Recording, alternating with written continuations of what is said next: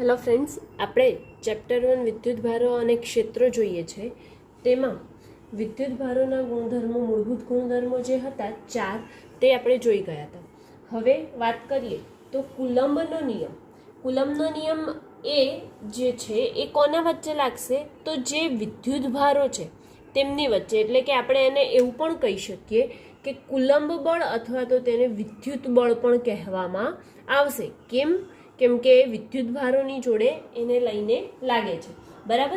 હવે આ જે કુલમ્બનો નિયમ છે જે આપણે સદિશ સ્વરૂપે પણ જોવાનો છે અને અદિશ સ્વરૂપે પણ જોવાનો છે. તો સૌથી પહેલા આપણે વાત કરી લઈએ સદિશ સ્વરૂપે કુલમ્બનો નિયમ.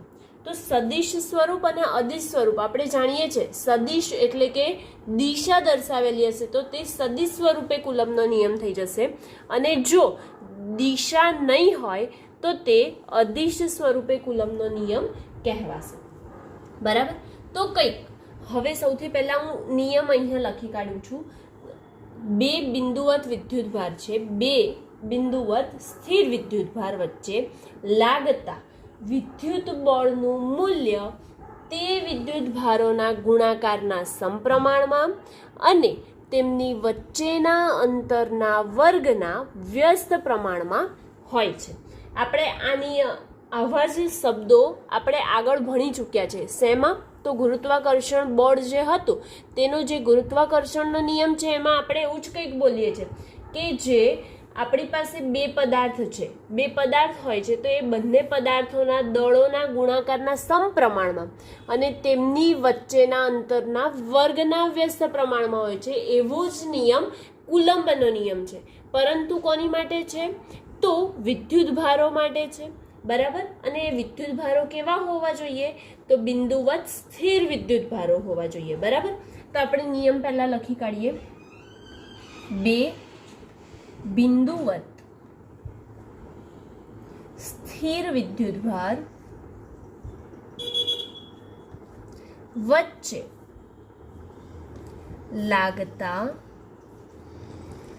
વિદ્યુત બળ નું મૂલ્ય તે બે વિદ્યુતભારોના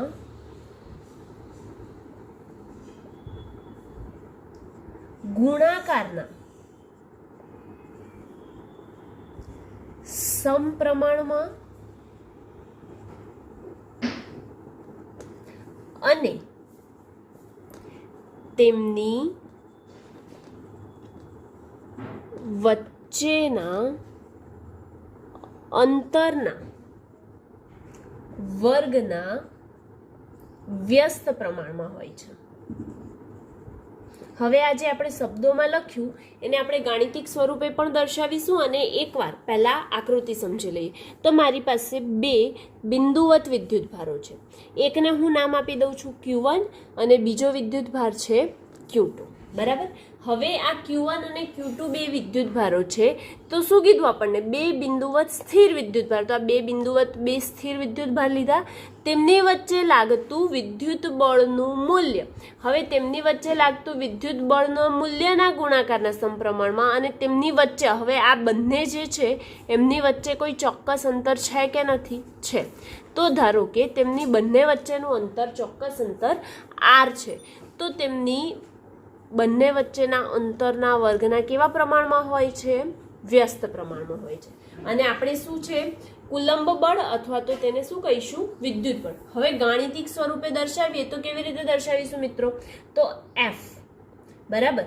બળને દર્શાવીએ છીએ આપણે હંમેશા F થી. તો F ઇઝ પ્રપોર્શનલ ટુ કોના સમપ્રમાણમાં છે? તો બે બિંદુવત વિદ્યુતભાર. બે બિંદુવત વિદ્યુતભાર કયા લીધા હતા આપણે? Q1 અને Q2. તો બે બિંદુવત વિદ્યુતભારોના ગુણાકારના સમપ્રમાણમાં છે. અને પછી શું કે છે? અને આ જે બળ છે F એ વિદ્યુત બળ એ તેમના વચ્ચેના અંતરના વર્ગના કેવા પ્રમાણમાં છે? વ્યસ્ત પ્રમાણમાં છે. તો વ્યસ્ત પ્રમાણ એટલે કેવી રીતે કરીશું? 1/r² આપણે જાણીએ કે સમપ્રમાણ હોય તો એની સામે જ આવશે, અને જો વ્યસ્ત હશે તો ક્યાં લેવું પડશે? આપણે છેદમાં. એનો મતલબ એ થયો કે આપણને બે સમીકરણ મળ્યા. એક તો સમીકરણ આ એક અને આ સમીકરણ બે. f is proportional to q1 q2 and second equation f is proportional to 1 upon r square. હવે આ બંનેને જોડે લખી શકીએ. કેમ કે એમની ડાબી બાજુ કેવી છે? સરખી. સો f is proportional to શું લખશો? q1 q2 upon r square. હવે q1 q2 upon r square આપણે તો આ ચલ છે, બરાબર? તો ચલે છે એની જગ્યાએ આપણે શું કરવું પડશે? તો એના જગ્યાએ આપણે બરાબર મૂકીએ તો જ બરાબર આવશે આપણો આન્સર. તો આની જગ્યાએ કોઈ અચળાંક મૂકી દઈએ. તો f બરાબર હું અહીંયા અચળાંક મૂકું છું k. હવે આ k એટલે શું એની વાત કરી લઈએ. તો k એટલે કુલંબ અચળાંક. શું કહીશું? કુલંબ અચળાંક.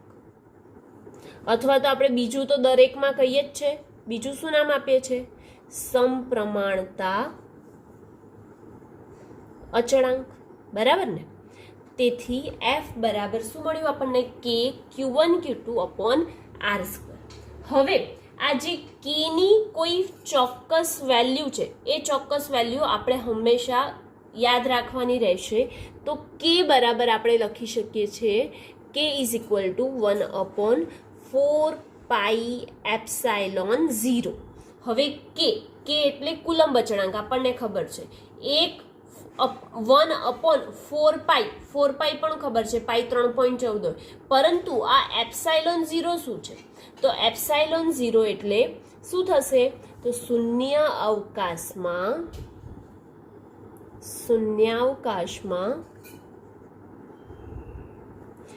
પરમિટિવિટી.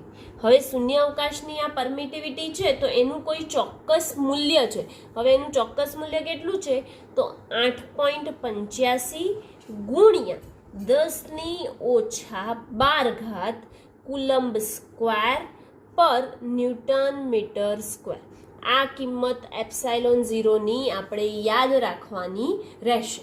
હવે આ એપ્સાઇલોન 0 ની કિંમત જો આપણે આની અંદર મૂકીએ, એટલે કે આ એપ્સાઇલોન 0 ની જગ્યાએ કિંમત મૂકીએ અને એને ભાગીએ તો આપણી પાસે k ની વેલ્યુ આવશે k બરાબર 8.98 ગુણ્યા 10⁹ ન્યૂટન મીટર સ્ક્વેર પર કુલંબ સ્ક્વેર, બરાબર? એને આપણે મિત્રો શું લખી શકીશું? એપ્રોક્સિમેટલી 8.98 છે. 98 એટલે કે એપ્રોક્સિમેટલી 9 જ થઈ ગયા ને એની વેલ્યુ. તો 9 ગુણ્યા 10⁹ ન્યૂટન મીટર સ્ક્વેર પર કુલંબ સ્ક્વેર. આ ધ્યાન રાખવાનું છે કે આ k ની વેલ્યુ લખી છે આપણે, બરાબર? અને આ ઉપર જે લખેલી છે એ શૂન્યાવકાશમાં પરમિટિવિટીની વેલ્યુ લખી છે, બરાબર? હવે જો વિદ્યુતભાર શૂન્યાવકાશના બદલે આપણે તો શૂન્યાવકાશની પરમિટિવિટી લીધી, એટલે કે પરંતુ આપણો જો વિદ્યુતભાર જે છે એ વિદ્યુતભાર શૂન્યાવકાશમાં ન હોય અને કદાચ કોઈ માધ્યમમાં જતો રહ્યો હોય, એટલે કે કોઈ માધ્યમમાં હોય, તો એ માધ્યમમાં મૂકવામાં આવે ત્યારે તેનું બળ કેટલું થાય તે શોધીએ આપણે, બરાબર? તો માધ્યમ માટે આપણે લઈએ. ઓકે, જો વિદ્યુતભાર શૂન્યાવકાશના બદલે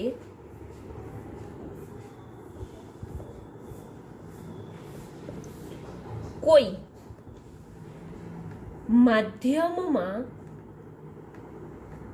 મૂકવામાં આવેલો હોય તો શું થશે? માધ્યમમાં લાગતું બળ શોધવું પડશે આપણે. તો કોઈ માધ્યમમાં લાગતું બળ તમારે આ બધું નોટ કરતું જવાનું છે જોડે જોડે, બરાબર?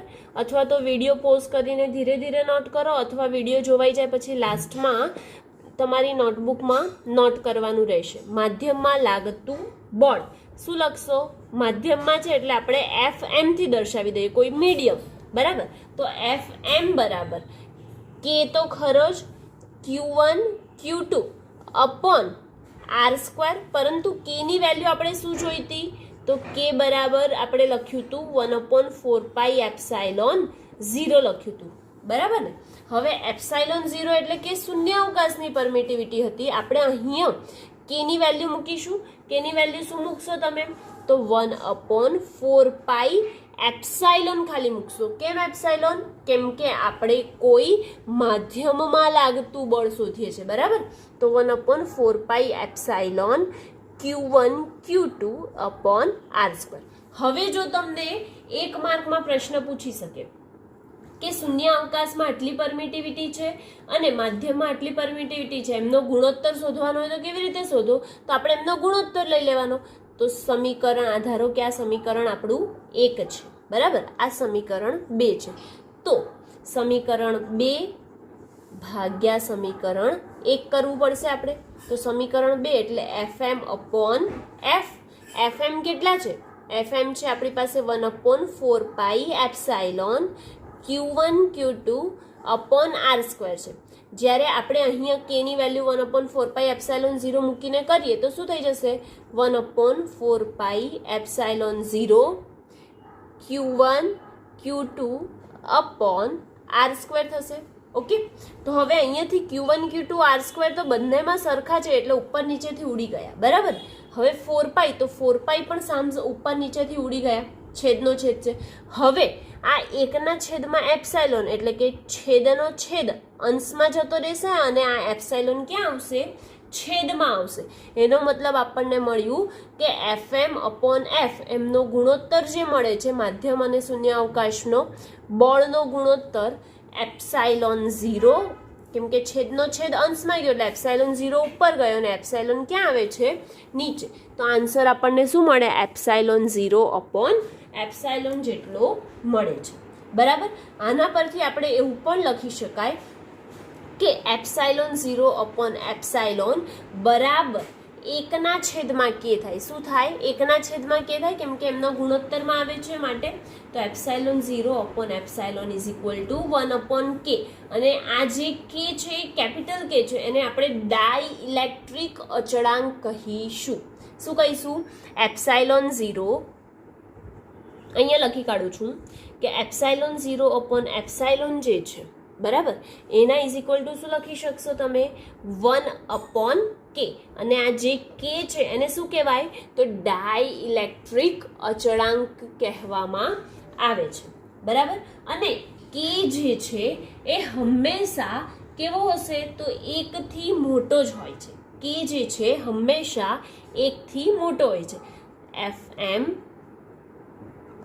Is equal to F upon k પણ લખી શકાય, બરાબર? અને k ઇઝ ગ્રેટર ધેન 1 હશે. એટલે અહીંયા કુલમ્બનો જે નિયમ હતો એ અદિશ સ્વરૂપે કમ્પ્લીટ થાય છે. હવે નેક્સ્ટ આપણે જોઈએ છે કે કુલમ્બનો નિયમ સદિશ સ્વરૂપે. ઓકે, અદિશ સ્વરૂપે જોઈ લીધા બાદ હવે કુલમ્બનો નિયમ શેના માટે જોઈશું? તો સદિશ સ્વરૂપે. આપણે વાત કરી લીધી કે સદિશ સ્વરૂપે હોય તો એનામાં શું હશે? દિશા હશે. હવે હું કુલમ્બનો નિયમ અહીંયા લખતી નથી, જે હતો તે જ. શું હતો કુલમ્બનો નિયમ?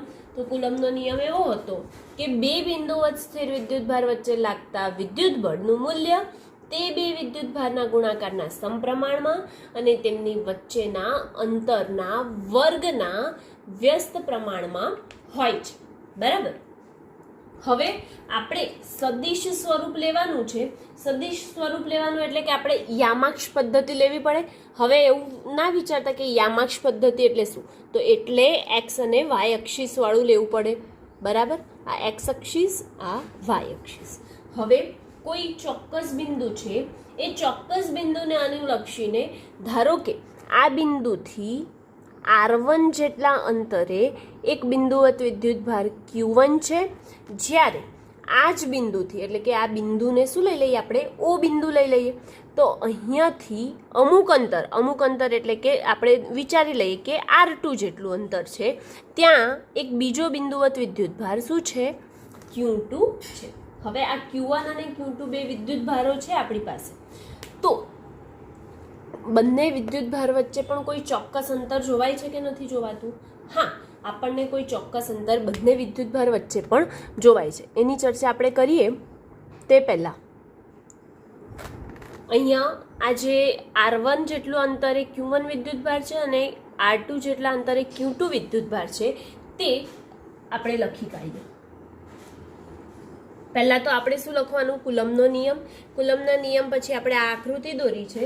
ત્યારબાદ શું લખી શકાય કે Q1 અને Q2 વિદ્યુતભારોના સ્થાન સદિશ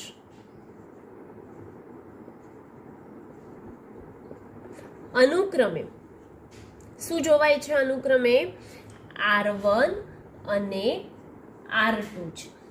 બરાબર. હવે R1 અને R2 છે, આપણે જોઈ શકીએ છીએ કે અહીંયા R1 અને R2 છે તો હવે આ બે વિદ્યુતભાર છે એ બંનેના લીધે એકબીજા પર બળ લાગતું હશે. Q1 ના લીધે Q2 પર બળ લાગતું હશે અને Q2 ના લીધે Q1 પર બળ લાગતું હશે. બરાબર. તો આપણે લખીએ કે Q1 વિદ્યુતભાર ના લીધે Q2 પર લાગતું બળ. કોના પર બળ લાગે છે? Q1 પર કે Q2 પર? તો Q2 પર બળ લાગે છે.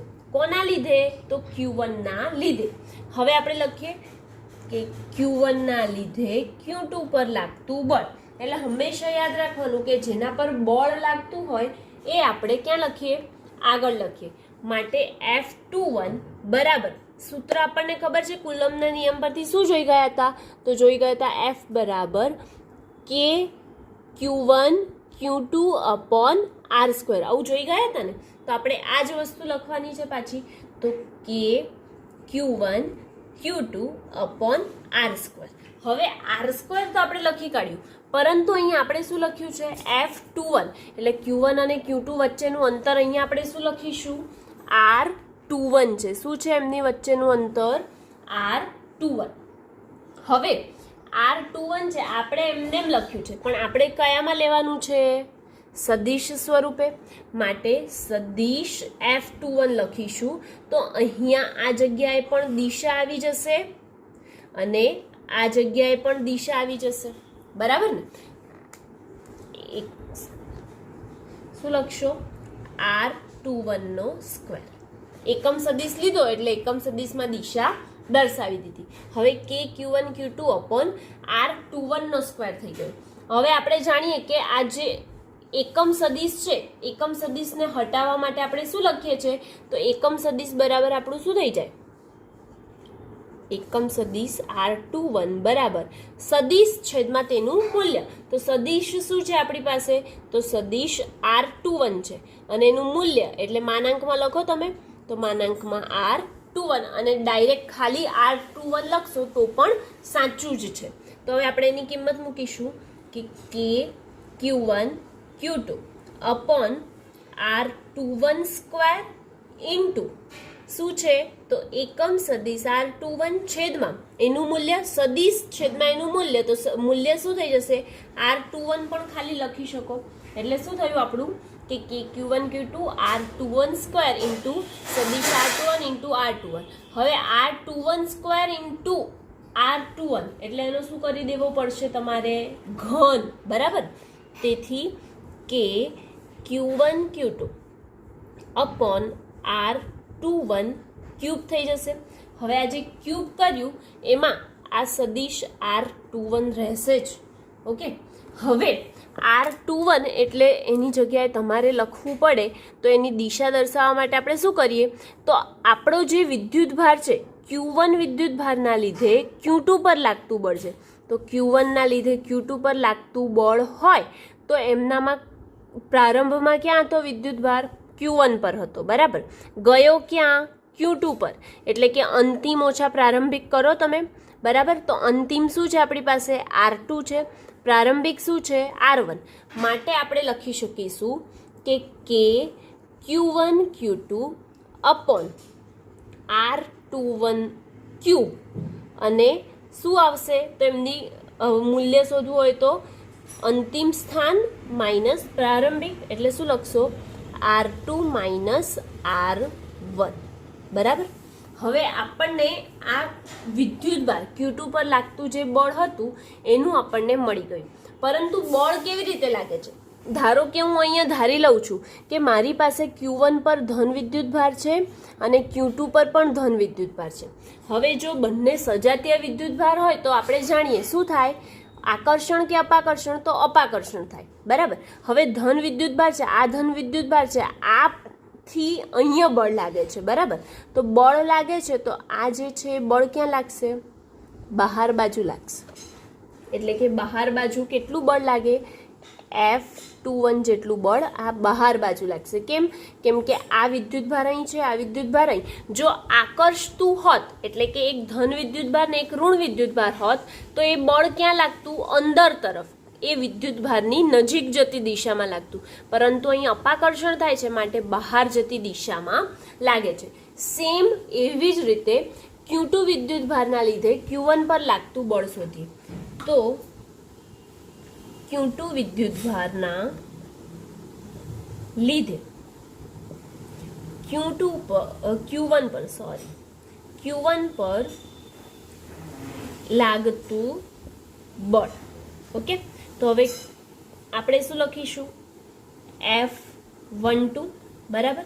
F12 બરાબર શું લખશો, કે Q1 Q2 અપોન R12 નો સ્ક્વેર અને એકમ સદિશ R12. જો તમને યાદ ના રહે તો ડાયરેક્ટ જ યાદ રાખી લેવાનું કે જ્યારે F12 હશે ત્યારે અહીંયા પણ 12 આવશે અને જ્યારે 21 હશે ત્યારે આ જગ્યાએ પણ 21 આવશે. અને બાદબાકી પણ કોની થશે, તો 2 પહેલા હશે તો 2 ની પહેલા બાદબાકી થશે અને 1 પહેલા હશે તો 1 ની બાદબાકી પહેલા થશે. આટલું યાદ રાખી લેવાનું. જો આ જે લોજિક છે એ એમાં કંઈક યાદ રાખવામાં ભૂલ પડતી હોય તો. F12 બરાબર કે Q1 Q2 R12 સ્ક્વેર અને એકમ સદિશ R12 છે. એકમ સદિશ કાઢવા માટે ફરીથી આપણે શું મૂકીશું, આ કિંમત મૂકીશું. બરાબર. 21 ની જગ્યાએ 12 મૂકીશું. તેથી કે Q1 Q2 upon R12 square into શું લખશો, સદિશ અને સદિશના છેદમાં તેનું મૂલ્ય. ડાયરેક્ટ મૂલ્ય લખવું હોય તો મૂલ્ય બી લખી શકો અથવા તો માનાંકમાં દર્શાવવું હોય તો માનાંકમાં. બરાબર. સદિશ R12 આવી ગયું. ઓકે, હવે આપણે શું લખીશું, તો આ 12 છે એની દિશાને દૂર કરવા માટે, એટલે કે આ બંને વચ્ચેનું અંતર R12 જેટલું જ થશે. એટલે તમે આને આ બાજુ લઈ લેશો તો શું થઈ જશે, કે Q1 Q2 R12 આ વર્ગ અને અહીંયા 1 ઘાત. બરાબર. તો 2 ને 1 3 ઘાત થઈ ગઈ, ગુણ્યા શું બચ્યું, તો R1 માઇનસ R2 થશે. બરાબર. હવે હું ફરીથી ધારી લઉં છું કે અહીંયા ધારો કે મારી પાસે ધન વિદ્યુત ભાર છે ને અહીંયા પણ ધન વિદ્યુત ભાર છે. તો Q2 વિદ્યુત ભારના લીધે Q1 પર લાગતું બળ, તો Q2 ના લીધે Q1 પર બળ લાગશે તો એ અંદર આવતી દિશામાં લાગશે કે બહાર જતી દિશામાં લાગશે, સજાતીય કે વિજાતીય, તો સજાતીય. સજાતીય હોય તો બહાર જતી દિશામાં લાગશે કેમ કે અપાકર્ષણ થાય છે. બરાબર. તો F12 ક્યાં લાગે છે, બહાર જતી દિશામાં બળ લાગે છે. તેથી કે Q1 Q2 R12 ક્યુબ અને સદિશ R1 ઓછા R2 આપણે લખ્યું. પરંતુ જો અહીંયા આપણે આ જે માઇનસની નિશાની છે, બરાબર, આ કાઉન્સમાં આપણે માઇનસની નિશાની કરીએ, એને જો હું કાઢી દઉં તો આ માઇનસની નિશાની આપણે કાઢી દઈએ તો શું થઈ જશે, માઇનસ કે Q1 Q2 અપોન R12 નો ક્યુબ ઇન્ટુ માઇનસની નિશાની કાઢી એટલે કે માઇનસની નિશાની અહીંયા ધન થઈ જશે અને આ ઋણ થઈ જશે, માટે R2 સદિશ ઓછા R1 સદિશ આવશે. પરંતુ અહીં તો કંઈક આના જેવું, એટલે કે સમીકરણ જે પહેલું મળ્યું હતું એના જેવું થઈ ગયું. ઓકે, શું થઈ ગયું કે Q1 Q2 R21 ક્યુબ અને R2 ઓછા R1 હતું. અહીંયા શું મળી ગયું કે Q1 Q2 R12. 12 અને 21 કેવા છે, સરખા છે, બંનેની જગ્યા સ્થિર છે. સ્થિર બિંદુવત વિદ્યુત ભાર તો તેમની વચ્ચેનું અંતર કેવું થવાનું છે, સરખું. માટે તમે R12 લખો કે R21 લખો. બરાબર. તો માઇનસ કે Q1 Q2 R2 ઓછા R1 છેદમાં R12 નો ક્યુબ છે. તો એ કોના જેવું થાય છે, સમીકરણ 1 જેવું. માઇનસની નિશાની એમનેમ રહેશે. બરાબર. અને માઇનસની નિશાની એમનેમ રાખી અને આપણે શું લખી શકીએ, તો માઇનસની નિશાની એમને રાખીને આપણે લખી શકીએ માઇનસ, આની કિંમત શું છે તો F21, માટે સદિશ F21 લખી શકાય. શું હતું એની ડાબી બાજુ F12 હતી, તો F12 બરાબર માઇનસ સદિશ F21 લખી શકાય. ઓકે, હવે જો બંને વિદ્યુતભાર છે એ સજાતીય હોય, આ બંને વિદ્યુતભાર આપણે કેવા લીધા હતા, સજાતીય લીધા હતા, અને જો બંને વિદ્યુતભાર સજાતીય હોય તો તેમનું મૂલ્ય જે છે એ જો બળ લાગે છે એ બળ કેવું આવે, ધન મળે છે. અને એ બળ કેવા પ્રકારનું હોય છે, અપાકર્ષી. આપણે જોયું કે દૂર જાય છે એકબીજાથી, એટલે કે બળ અપાકર્ષી પ્રકારનું હોય છે. તેવી જ રીતે જો તમે બંને વિદ્યુતભાર વિજાતીય લીધા હશે તો તેમની વચ્ચેનું જે બળનું મૂલ્ય છે એ કેવું મળે છે, તો ઋણ મળે છે, અને તે આકર્ષી પ્રકારનું હશે. બરાબર, સજાતીય હશે તો આપણે જાણીએ કે વિજાતીય વિદ્યુતભાર હશે તો ધન ધન હશે તો પણ આનો ગુણાકાર થઈને જવાબ ધન આવશે, અને માઇનસ માઇનસ હશે તો પણ પ્લસ થઈ જશે. એટલે કે સજાતીય હશે તો એનો જવાબ કેવો આવશે, ધન આવશે. અને જો વિજાતીય લીધું, એક ધન લીધું અને એક ઋણ લીધું, તો તેમનો જવાબ કેવો આવે, માઇનસ આવે છે. બરાબર, માટે અહીંયા કુલમ્બનો નિયમ સદિશ F12 બરાબર માઇનસ સદિશ F21, આના પરથી તમે એવું જ કહી શકો કે જે બે કુલમ્બ બળ લાગે છે તેમના મૂલ્ય સમાન હોય છે, પરંતુ દિશા જે છે એકબીજાથી કેવી હોય છે, વિરુદ્ધ હોય છે. અને અહીંયા કુલમ્બનો નિયમ આપણો કમ્પ્લીટ થાય છે.